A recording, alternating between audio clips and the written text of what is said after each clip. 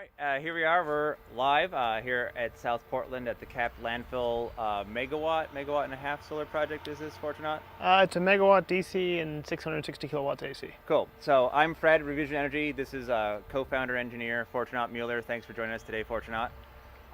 So why? Well, beautiful day here in Maine.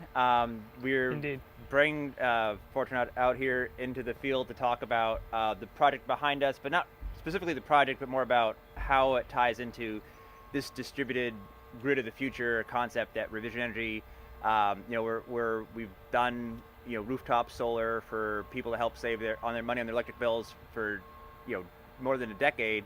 But we're really entering this moment where the clean energy transition is entering the next phase here in New England, which is to really power the whole cities, whole communities. Solar plays a big part of that, but there's a bunch of other technologies too. So maybe just as a sort of opening statement, do you just want to say a few remarks, Fortunate, on like as you see it, how is large scale and sort of medium large scale solar becoming more accessible and more popular, in Maine, New Hampshire, Massachusetts, the places where we're working? Sure. Well, I mean, as you know, Fred, our business is mission driven, and the reason we do what we do is because we believe strongly that we need to drive carbon out of our energy systems in a dramatic way in order to keep the planet livable. The good news is that in the last decade, the cost of solar and wind in particular has come down so much that it looks like that is in reach. We have a long ways to go. Obviously, solar is still a single-digit contributor to total energy in the U.S., but increasingly solar is the cheapest option, the cheapest way to make a kilowatt hour almost everywhere in the world. And so we're seeing really rapid uptake of solar throughout New England and throughout the world. Yeah. Well, and so one of the specific events that occurred, so, 'cause again, we often hear people like, oh, it's New England, it snows in winter, how can you possibly have solar? And we remind people about Germany, remind them that, we have these long, beautiful summers with daytime temps. So one of the interesting events is we saw that in April, the daytime grid peak was lower than the nighttime low peak, which is a thing that sort of energy nerds get excited about, but the average consumer might not understand that. So do you want to talk about kind of just the context of how the grid works as a system and how a daytime low is actually a unique event for New England? Sure, yeah, for decades really in New England, the peak power consumption of the New England region has been during the day, and typically the peak on an annual basis is during the summer. And that's important because the peak drives a huge fraction, a disproportionate fraction of the total cost of the grid. It certainly drives all or virtually all the investments in transmission infrastructure, which is increasingly a big part of our bill, but also drives the investments in capacity, in generation capacity. So one of the things that is so appealing about solar in terms of keeping costs down for ratepayers is that solar coincides really well with the peak times of demand annually and daily in the summer. As you say, in April, for the first time in a long time, the daytime peak was below the nighttime peak, which hasn't happened in a long time. And though solar can't take all the credit for that, I mean, April is a funny month because electric loads are generally pretty low. There's neither heating nor AC in April. But solar is making a significant contribution at that former daytime peak, which is now depressed below the other peak, which is really exciting. To me, it means that we're starting to see the promise of renewables at driving down system costs. And in places like California that have much higher penetration of renewables than New England does, we've seen that already. We've seen the sort of daytime peak come down dramatically. And again, that's the driver of so many costs. So that's really critical. Yeah, and I think there's an interesting graph. And again, it's like one of those things where, like, if you're an energy nerd, it's really powerful. For the average consumer, it may be a little bit harder to understand, but basically you see this like line of like what is the grid load, the load on the grid, right? And it goes up during the day, people go to work, they have lights, they run stuff, and at night everything gets shut off and it goes down. It's like that. And then what happens with solar is that thing in the middle of the day goes thunk, and in this case, when we say the daytime low peak, the thunk in the middle of the day was lower than the thunk in the middle of the night. And again, why that's interesting is, so obviously we're mission driven. We want to go away from carbon. Certainly, 10 years ago when solar was $10 a watt, it was purely on, very much on either super crazy stuff like flying to the moon applications or living very far from power, where solar made sort of pure financial sense. Now that it's dropped in price by 75, 80% since then, it now makes sense for everyone, which which is good for society because we need clean energy, but also opens up these really interesting sort of technical things where even for someone who's not necessarily buying the carbon pollution crisis question, can say, well, makes more sense. Especially out west, right? There's a lot of examples where a solar, especially when combined with battery storage and other technologies, can make a natural gas plant look unattractive. So you just want to talk about how solar fits into those sorts of engineering problems? Sure. I mean, what's really interesting is in more mature solar markets in California and Hawaii, and to some degree Germany fall into this category, we're starting to see hand-wringing about we have too much solar, or we have so much solar that the daytime load is being depressed, which is wonderful, it's saving costs, but now we got a nighttime load problem. Well, that's an awesome problem to have, because it's not that we've actually shifted the peak from day to night, although that's the shorthand that people use. What we've done is we've cut down the big peak, so now the little peak dominates. So the actual peak is lower. So first of all, that's good news all around. And then moving to the next part of the conversation about, okay, so solar has now for a couple of years been demonstrably the lowest cost daytime kilowatt hour. Next step is how do you make solar the lowest cost anytime kilowatt hour, and that typically involves energy storage. And what's so cool is that it just so happens that this is coinciding, maybe not totally coincidentally, but that it coincides in time with the advent of the sort of development of electric vehicles and advanced battery energy storage. Those same energy storage technologies can shift the solar resource from day to night, or from midday to late day. And so solar increasingly in mature markets with high levels of penetration is being deployed almost as a dispatchable resource. So the knock on solar and wind has been, well, you only get solar when the sun's out. Well, with solar and storage, you get solar whenever you want. And now solar can really displace, especially gas peaker plants that run, very short durations to take the peaks off the grid, and are very expensive and more polluting than the baseload gas plants. Solar can displace them, and we're seeing this all over the country now. You're starting to see in competitive auctions, unsubsidized competitive auctions, you're seeing solar plus storage beat out gas peakers. Yeah. So it is not an exaggeration to say that 5 years from now, the idea that somebody would install or build a new gas peaker plant might seem absurd to all grid planners, which is amazing, because 5 years ago, I don't think anybody saw that natural coming. Gas was king, and a whole other discussion is like how absurd would it be on the federal level to like try and prop up coal, because coal's enemy is the fact that it just doesn't make any sense for a whole variety of reasons. Clearly, it's just absolutely disgusting and damaging the climate.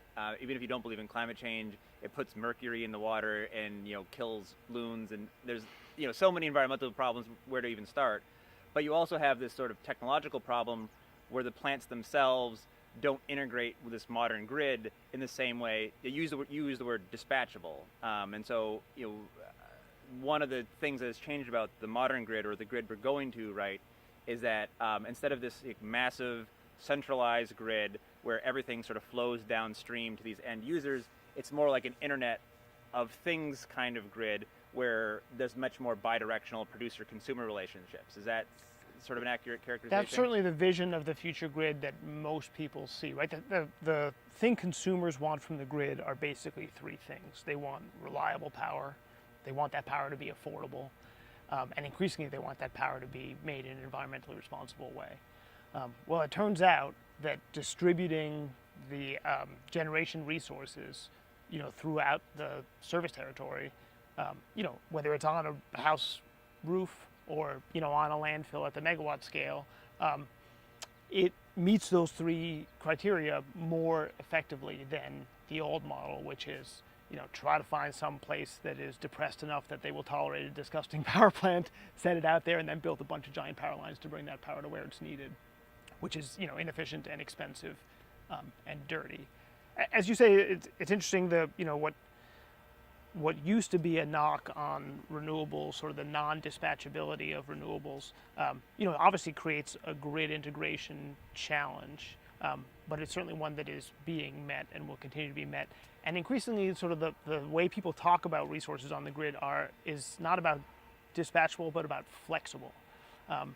And the flexible resources are more valuable to the end users, and that includes both generation and load. I mean, flexible load is also a huge value on the grid, and so the fleet of 1 million EVs, parked at home at night or parked in their office parking lots during the day and plugged in, are a huge flexible, dispatchable load that can do the same thing as a dispatchable power plant can, right? Because you can play with the demand side or you can play with the supply side, and the outcome is the same. Right, and you get into, so there's the word like non-transmission alternatives, right? So this is like going back to the Booth Bay project.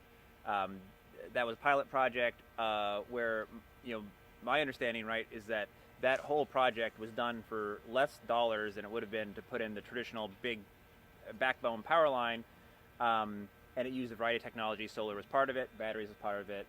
There was sort of air conditioning and lighting stuff part of it too. But one of the interesting things when you say like flexibility, big power lines only get used very, very small fraction, like maybe a couple percent of their lifetime, as opposed to this other stuff where like, well, maybe you desperately need that solar to reduce some critical peak at a few times per year, but like the 99% of the time it's not doing that. It happens to be making free and power. that's of course why the NTAs come in cheaper than the power line. In the Booth Bay example, if you had to pay for the whole solar project with the money you were going to spend on the power line, it wouldn't be 10 cents on the dollar like it turned out to be. But somebody wants the solar for other reasons. Somebody wants the solar for bulk power generation over the course of the year. It also serves that non-wires alternative function, 2 hours a year on some June afternoon when the air conditioning is cranking. And so by sort of value stacking, it means that ratepayers only have to pay a tiny fraction of what they would have paid for a transmission line. I mean, the other interesting thing about the Booth Bay example is, 5 years later, CMP says, well, it turns out we didn't need that power line anyway, so maybe that NTA wasn't worth anything. Well, that's the whole point, right? Because if we had built the power line, we'd have it, be there, yeah. and we'd have spent that money. And the same is true for a bunch of other transmission upgrades they did do with power lines.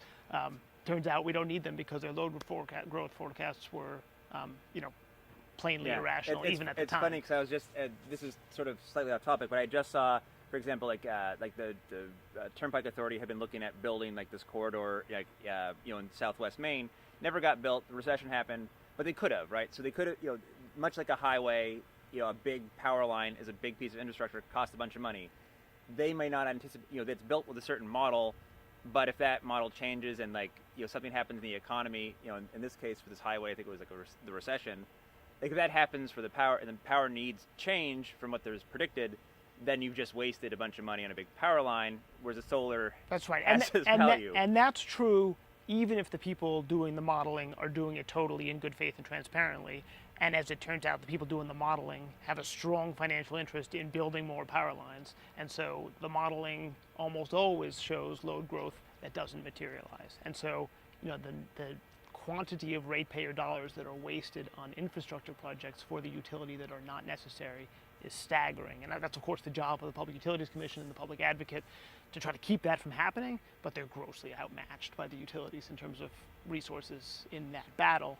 And so the less of that sort of fixed infrastructure cost we foist onto ratepayers, the better for everybody. And that's why, DG Solar, whether it is utility, whether it is sort of municipal scale or residential scale, has the possibility, the opportunity to hold down costs, even for non-participating ratepayers. That is to say, even customers who don't themselves invest in solar save when their neighbor does, because it means less load growth. Fewer gigantic power lines, which they have to pay for. Without going, from a policy point of view, I think this is where I think sort of articulating kind of our mission statement around policy is valuable, because it's sort of that there's been a narrative, even when it's, I think reporters have tried to, in good faith, fairly portray solar. It sort of becomes, well, like, solar is great and all, but like we really can't afford it. Isn't it a bummer? But really progressive people want solar. And what we're trying to say is that you can kind of have your cake and eat it too. Like we absolutely hearts on our sleeves. We're doing this for the climate crisis, but guess what? This is also like a no-brainer economic solution that's drives American industry, drives local jobs. Oh, and actually saves your elderly relative, neighbor next door. Has, or at least has the potential, if we had sort of a policy framework that reflected value accurately, of actually reducing, by just by having more efficiency in the system. That's totally right. And it's 2018, not 2008, and the conversation was different in 2008. And the political conversation, for better or for worse, is behind, right? So we're still talking about the sort of 2008, value proposition. When here we are, 10 years later, solar is a quarter of the cost that it was then, and so those who are paying attention, and increasingly, this is part of the political discourse, in our gubernatorial race and elsewhere, people are saying we're crazy not to invest in this stuff. This has undergone this massive transformation, and energy storage is coming right behind it. And this will be the defining characteristic of our future grid. And if Maine isn't making those investments, we're going to be stuck with a legacy grid that nobody wants, and that is too expensive to maintain. Yeah. And I often think of it sort of like, like Verizon ended up selling their landlines to Fairpoint for a song, because there was a point where that became a bunch of sort of stranded assets. And would you say that's a risk of our grid? If our grid just gets further and further out of date, and more people, sort of the irony is that if we have bad policy, it sort of fosters, people, ultimately energy islanding more than they should in a smartly functioning system. Sure, that's the sort of load defection, spiral that people talk about. I think that's probably overblown to some degree. I mean, for somebody to actually leave the grid takes a pretty extreme scenario. But so I guess the grid defection piece is probably overblown. I think Rocky Mountain Institute does a better job of describing load defection, which is people take more and more of their load away from the grid because the grid gets uncompetitive. And then the problem is, of course, that's a downward spiral. And so it is absolutely critical to get the policy pieces right, so that we need lots of grid investments, but we need smart grid investments. Yeah. And the utility here, Central Maine Power, has a new proposal for, I think it's $2.5 billion of gold plating on the grid. Not all clear that they are building the grid that we need 10 years from now. It seems like they are building the grid that we needed 20 years ago. And as you look around at states that are getting it right, what are some of the characteristics in policy? Like, for example, like New York, right, is doing some interesting stuff in storage. So what are the kinds of policies that end up producing more interesting, competitive sorts of results? Sure. There are lots of different ways to attack this, and there's lots of layers of this policy. One piece that is gaining traction in a number of places is something called performance-based rate making for utilities. Utilities, the monopoly utilities, the poles and wires utilities, have historically been compensated based on what they spend. The more they spend, the more they make, regardless of how well they serve their customers or whether those investments are prudent. Under performance-based rate making, instead we say to the utilities, or the regulator says to the utilities, these are the things we want. We want more clean energy. We want reliability. We want, customer satisfaction. And we're going to measure them these ways. And if you do better, you make more money. If you do worse, you make less money. And that's, of course, that's how the rest of the universe works, right? That's how the free market it's an actual works. Market, yeah.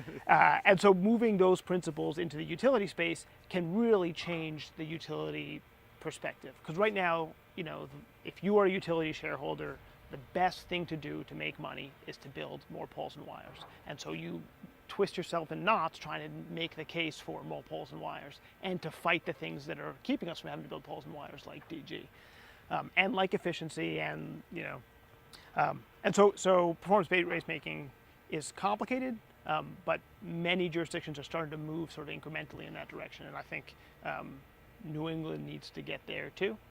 And then the other piece, of course, is that insofar as we see what's coming down the road in energy storage and DG, states like New York and Massachusetts are making investments in those technologies because they want to be leaders in those technologies. And so they're saying, we see how energy storage can lower costs for all ratepayers. Right now, the markets are imperfect and may or may not reflect that, but we're going to go ahead and get a bunch of energy storage installed. So we learn about it, so we start recognizing those savings, and we're confident that the market mechanisms to compensate those customers will catch up.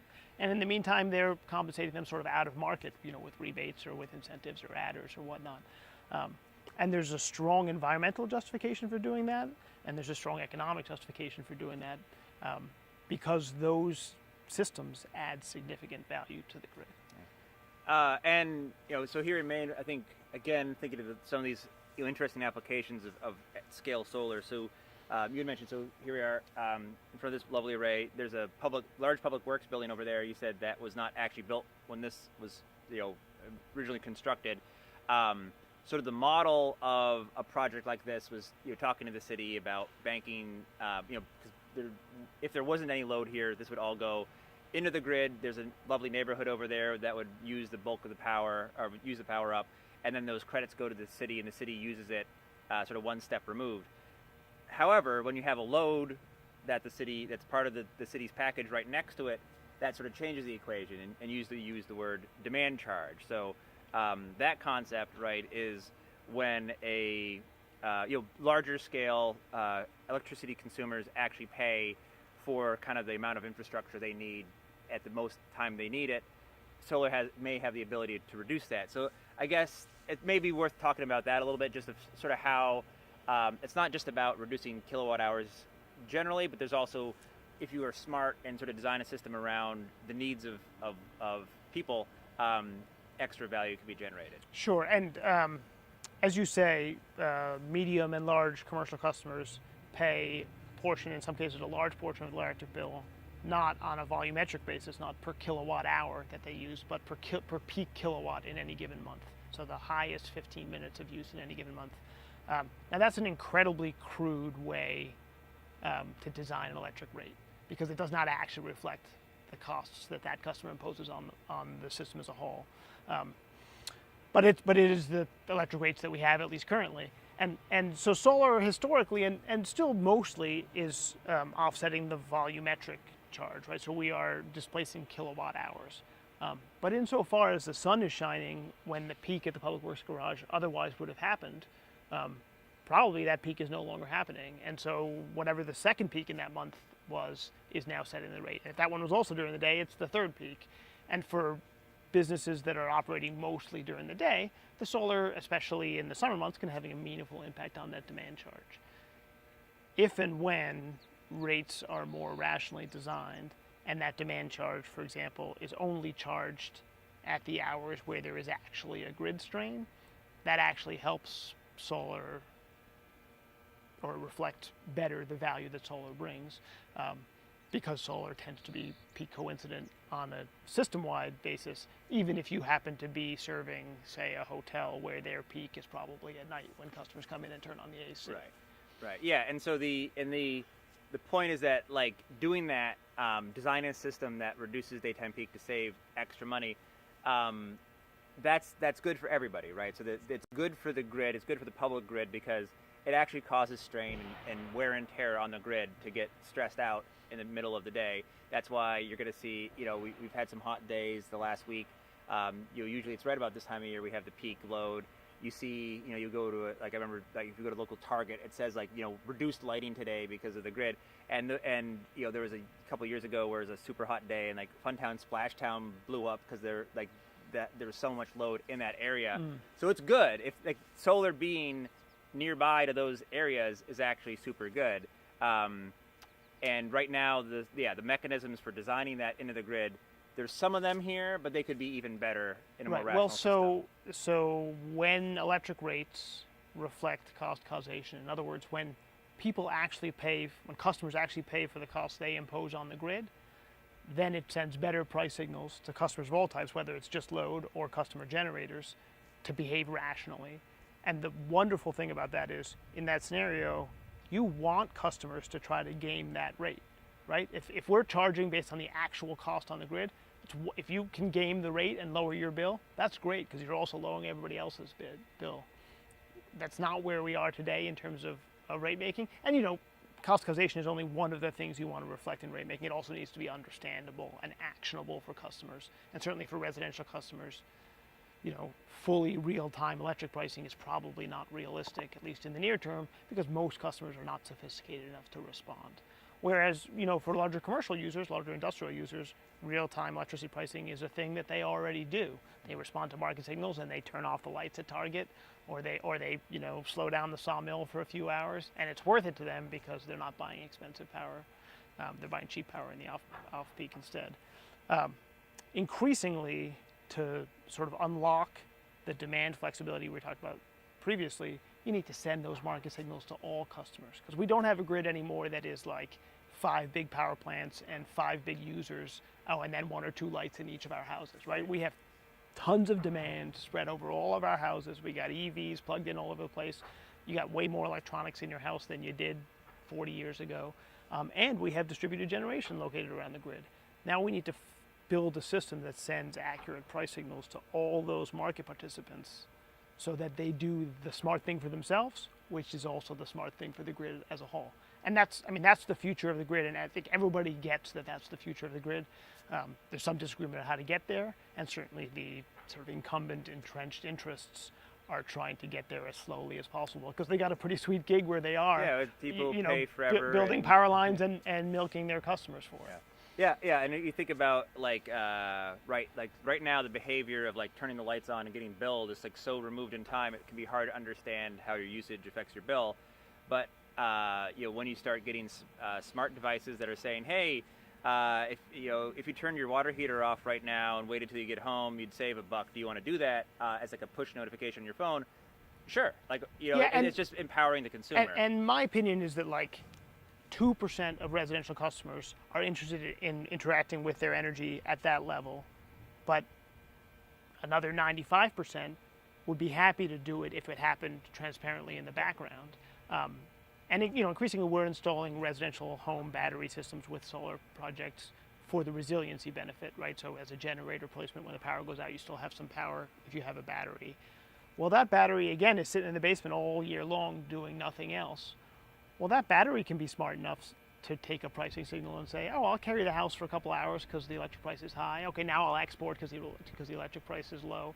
And that can be and must be, I think, basically transparent to the customer. Just like your Nest thermostat, learns what you're into and starts to set itself up based on when you walk into the house. I think the idea that I'm going to turn my dishwasher on and off from an app, again, it works for nerds like you and me, but it doesn't work for my mother, and it doesn't work, for my neighbor. But it doesn't have to, because devices are smart, and if the pricing signal is built in, they can be received automatically. Cool. Well, this has been a fun conversation about the grid of the future. We have a little bit of the future here today, cranking out sunshine. So thanks for your time, Fortunat, and enjoy the sun, everybody. Indeed.